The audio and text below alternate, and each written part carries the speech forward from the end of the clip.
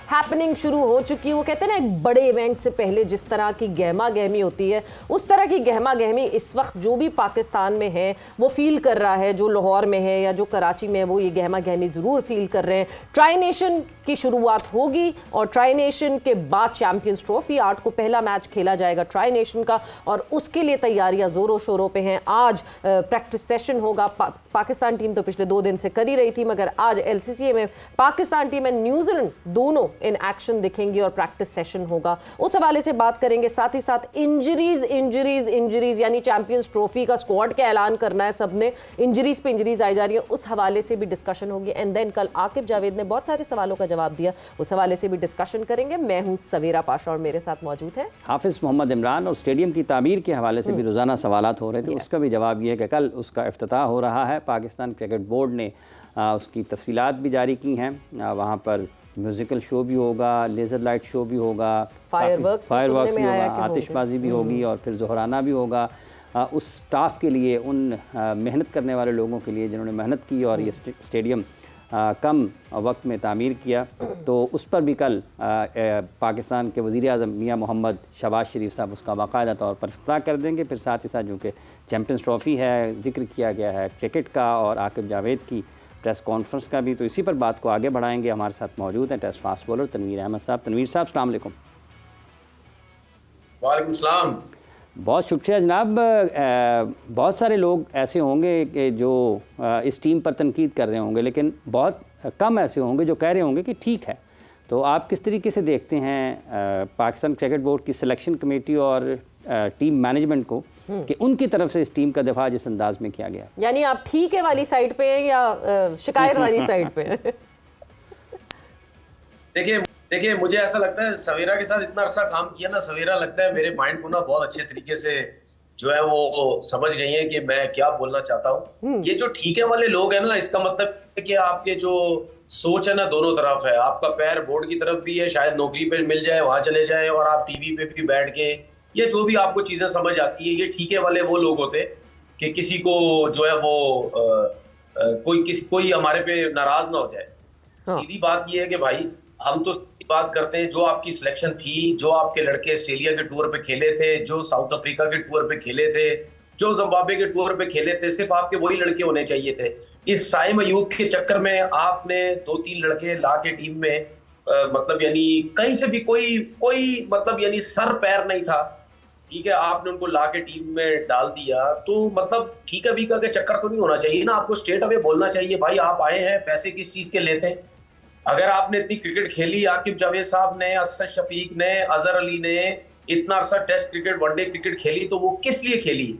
इसलिए खेली कि जब ओहदों पे आके बैठोगे और बहुत आसानी से इरफान नियाजी को साइड पे कर दोगे, बहुत आसानी से सुफियान मुकीम को साइड पे कर दोगे, ठीक है, बहुत आसानी से आमिर जमाल को साइड पे कर दोगे, उसके बाद आके मतलब यानी बात करते हो टीवी पे, दूसरों को बेवकूफ बनाने की कोशिश करते हो कि नहीं जी हम तो इस वजह से लेके आए थे, हम तो इस वजह से लेके आए थे। अबे भाई किस वजह से लेके आए थे बताओ तो सही। ओपनर है, एक ओपनर के अलावा दूसरा ओपनर है, एक स्पिनर जेनवन के अलावा दूसरा स्पिनर है, तो फिर क्या बेवकूफ बनाते हो सबको?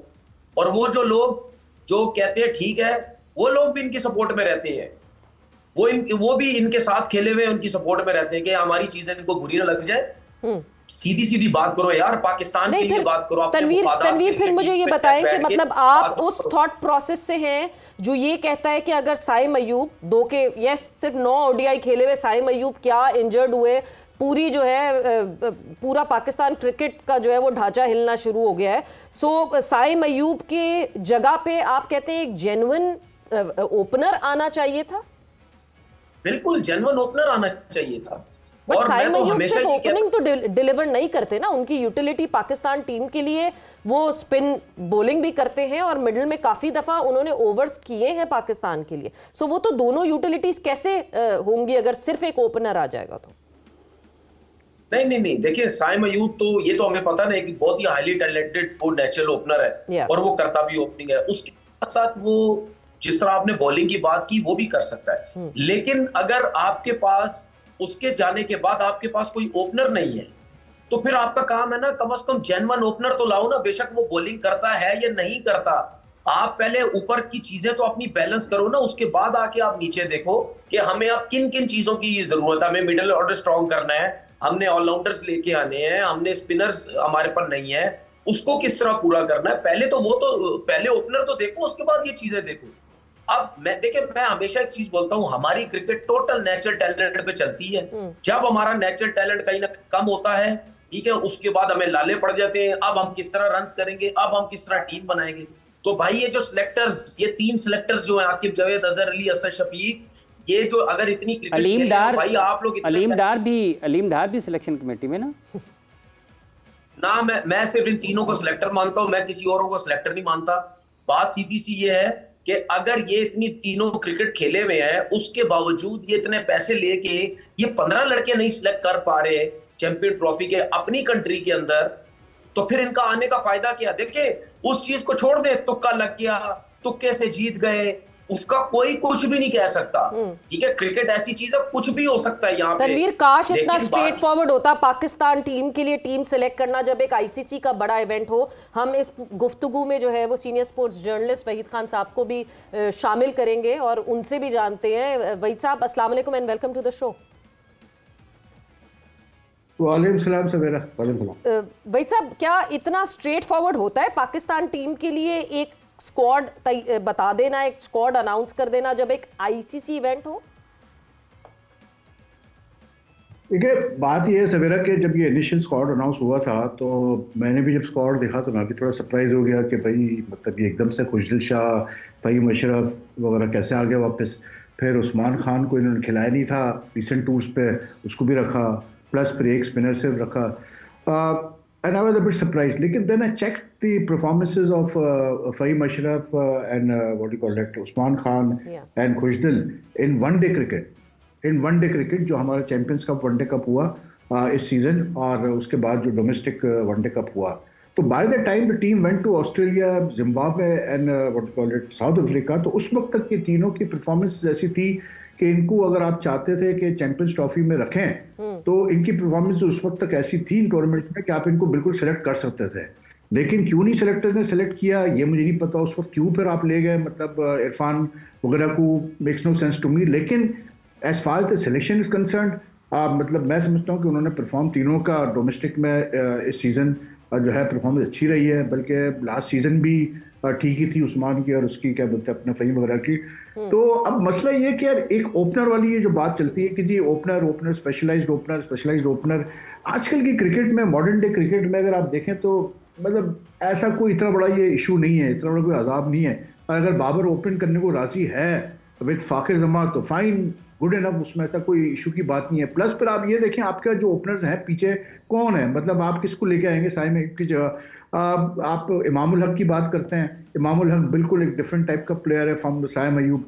वो जिस तरह से खेलता है उसके ऊपर पहले भी ये चीज़ मतलब क्वेश्चंस उठे हैं कि यार वो सेल्फिशली खेलता है, वो अपने लिए ज़्यादा खेलता है और वो टीम के जो रन रेट में उसमें कंट्रीब्यूट नहीं करता उतना, हालांकि मतलब उसकी एवरेज वगैरह बहुत अच्छी है। लेकिन दूसरा आप शान मसूद को ले सकते थे, शान मसूद को इन्होंने काफ़ी अरसे से नहीं खिलाया one day, but he was someone who had been considered क्योंकि वो खेलता है तेज।